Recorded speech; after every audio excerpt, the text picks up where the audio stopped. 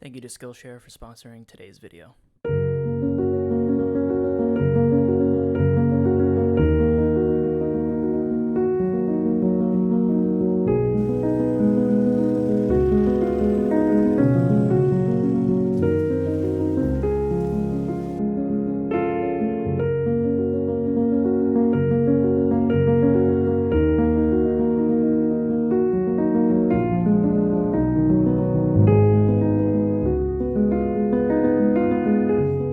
Good morning, everyone. Good afternoon, good night, good evening. So it is about a week that I've been here so far in London, and I asked a bunch of you on Instagram and on YouTube for some location recommendations of where I should shoot while I'm here. And I got a ton of responses. So thank you all for sharing those with me. As I was looking through those recommendations, I noticed two locations that a lot of you kept suggesting to me, and that was Barbican and Brick Lane. Obviously, I have no idea what any of that means because it's my first time in London. So I did a quick Google search, pulled it up in my map, and it seems like the two are relatively close to each other. So I think those will be two areas that I will explore today.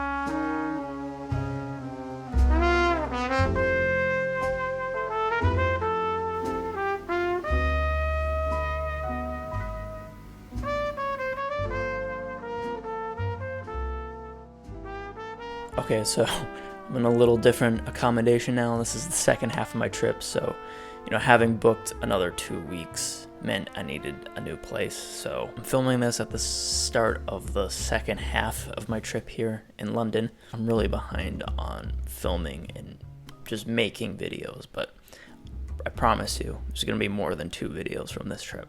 Also, I think the lighting is probably weird from this angle.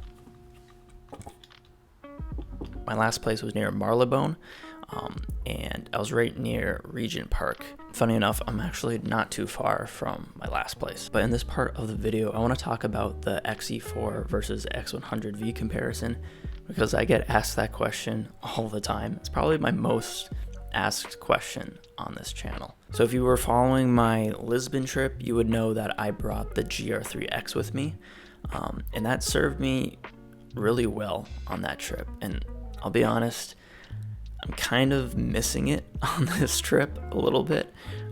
I think it just really suits shooting in a really busy city, and London is really busy, so I think that camera would have done really well on this trip. But I wanted to switch things up and bring the X100V with me because London's, known to be really rainy, so X100V is weather sealed, so I wanted to bring it with me and just show that camera a bit more love because I haven't really shot with it in a long time. Funny enough, I actually haven't really been using it as much as I thought I would.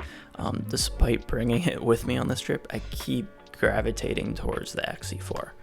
So this brings us to the topic of X-E4 versus X100V. Obviously, this can be a pretty subjective topic because you don't know which one of these cameras will really work with you until you get your hands on one of them and use it. Obviously, not everyone's going to have the ability to do that, so I'm hoping this video can help provide a bit more insight into my experience using both of these cameras. I think the main thing that it comes down to is whether or not you want to have the versatility of switching different lenses or different focal lengths. And if that's the case, then this is going to be a pretty easy comparison to make because the X100V can't take other focal lengths. Yes, it has teleconversion and a wide conversion lens, but that's just not the same as using native Fujifilm glass. So if you're wanting to switch your lenses and use different focal lengths, this probably wouldn't be the right camera comparison to make. You probably want to compare the X-E4 with the X Pro 3 and the X-T4 because those can take other lenses. The X100V has a built-in 35mm focal length, and this is a camera that's well suited for someone who obviously likes shooting 35mm and just wants simplicity in a camera. Having one lens on a camera, it might seem like a limitation, but for a lot of people who pick up fixed lens cameras, it's more of a freedom because you don't have to constantly think about what lens you want to use on your camera.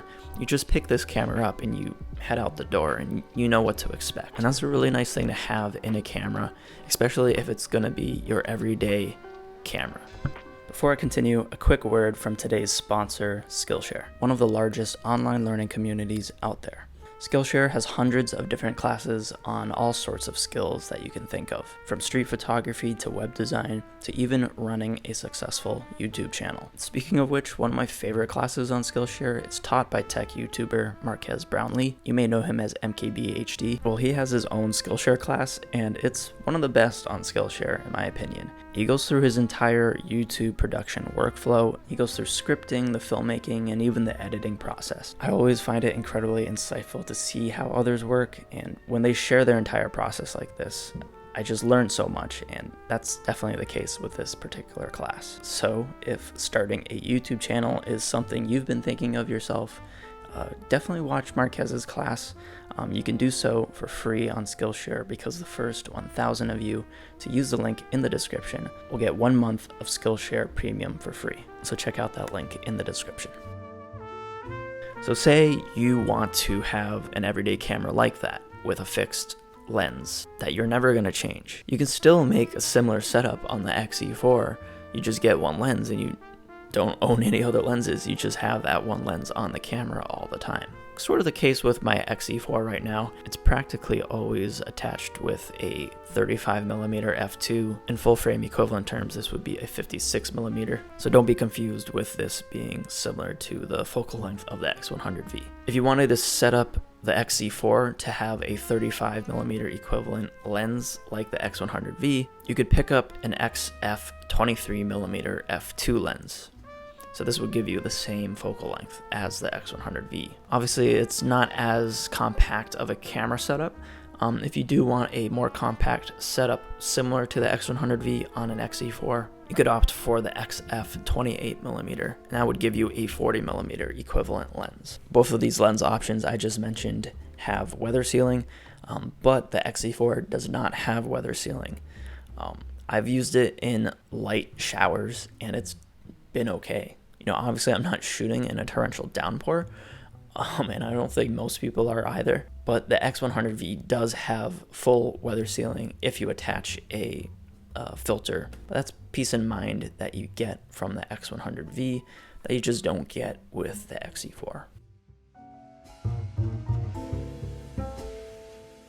I think most people wondering about this camera comparison are just looking for an everyday camera for street photography or just daily documentation of their life. Both of these cameras are going to be really good for that. Honestly, comes down to quality life features that the X100V has that the X-E4 doesn't. Out of the box, the X-E4 doesn't have any ergonomics unless you attach a grip to it like I usually do. Again, the X100V has full weather sealing, so you have that peace of mind. The X-E4 does not. And the X100V just has an overall much higher quality build. Just to the materials, the finish, the dials have a lot more. They're sturdier, so you can't accidentally turn a dial. Another really minor gripe about the X-E4 is the loop for the straps. I've talked about this in previous videos, but they're not the same kind of straps you're typically used to seeing on cameras. Like the one that's on the X100V. I can't attach my favorite camera straps to the X-E4 without completely destroying the side of the camera. I've gotten to the point where I just don't even care anymore. Other than these little differences, obviously the X100V has an optical or hybrid OVF, EVF. The X-E4 is just an electronic viewfinder, and the price is much cheaper on the X-E4 compared to the X100V, so obviously that's going to be a really big factor. At the end of the day, cameras are cameras, and they're both Fujifilm cameras, so they're going to be creating a very similar looking image. And when it comes to finding a camera that works for you, there's no shame in trying to go through that process to find the camera that works for you. So with that said, I hope you learned something, and if you like this video, please subscribe and comment and like it. That all helps the algorithm. Yeah, enjoy some more scenes from London and some more photos taken with the X-E4 and 35mm f2.